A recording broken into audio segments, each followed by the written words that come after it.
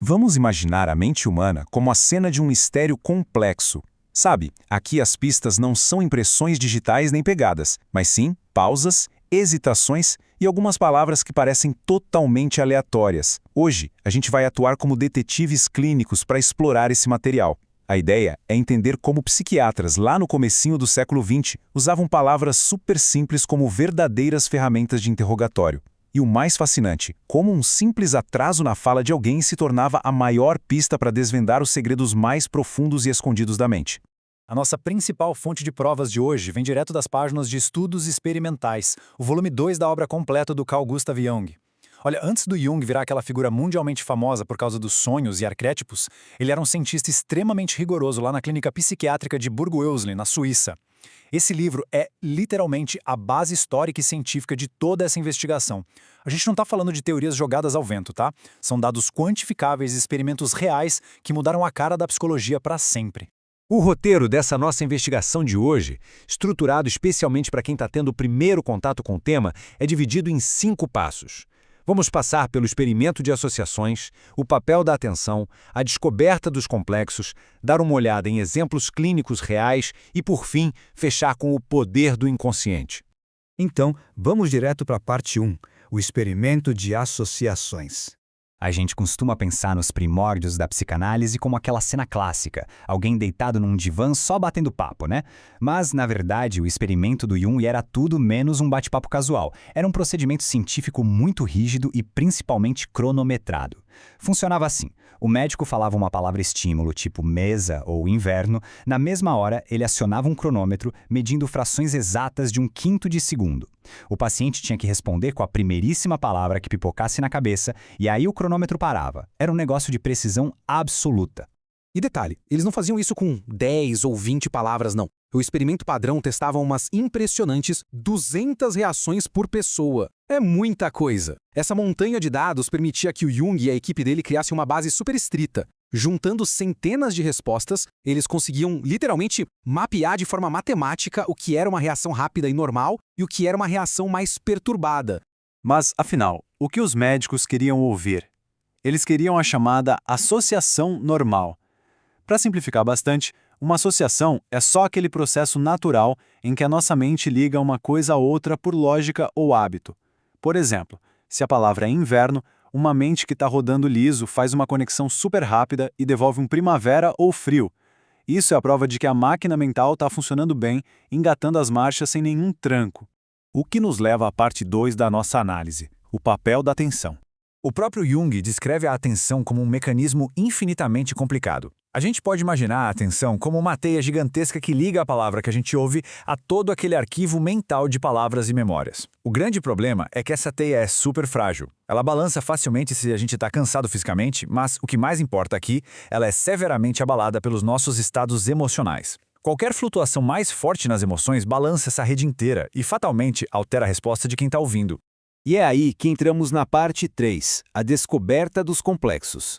Chegamos ao ponto crucial, o tal do complexo.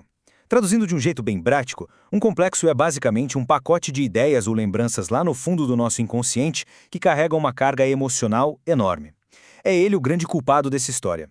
Quando uma palavra estímulo esbarra sem querer num desses complexos escondidos, rola uma interferência direta no pensamento consciente. E o resultado? A pessoa hesita, dá aquela gaguejada ou solta uma palavra que não faz o menor sentido no contexto.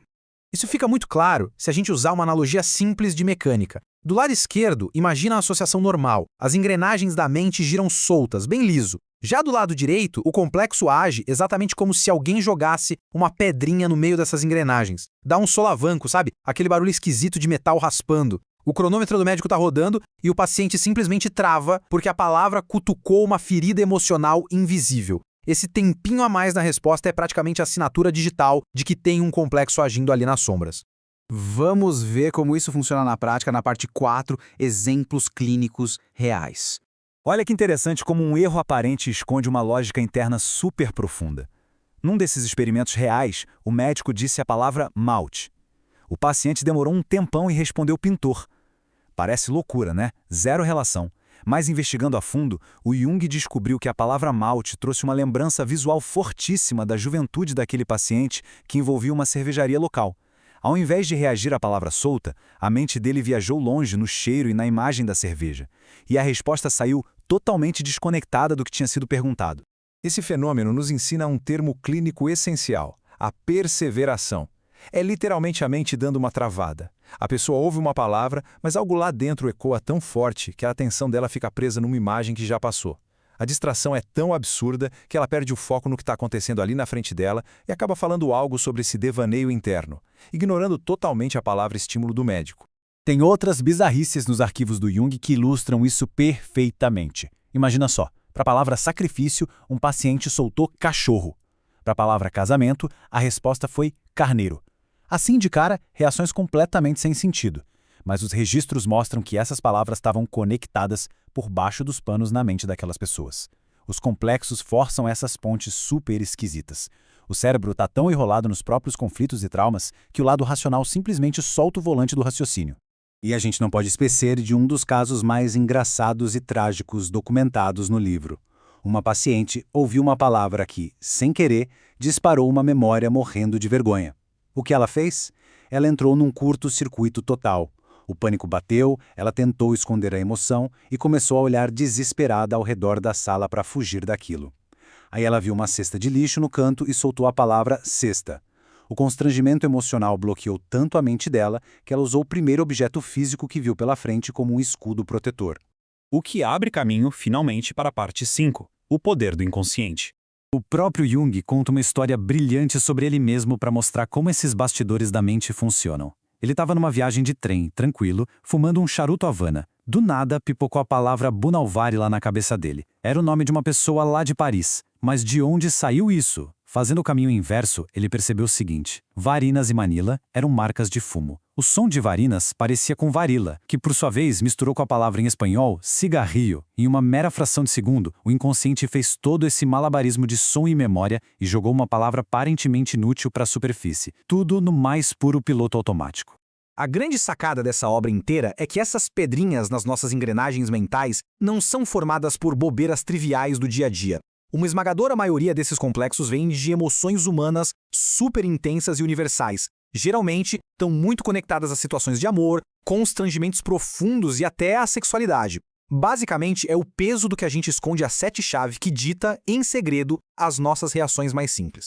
E isso deixa um gancho fascinante para a gente refletir. Se um simples cronômetro marcando 1/5 de segundo provou que reações totalmente cotidianas podem ser sequestradas por memórias invisíveis, fica a pergunta. No nosso dia a dia, quando a gente fala, escolhe ou reage aos problemas, o quanto dessas escolhas é genuinamente consciente e o quanto está sendo secretamente orquestrado por esses complexos, que ficam ali, nas sombras, só puxando os cordões das nossas atitudes. É um mistério incrível para continuar desvendando.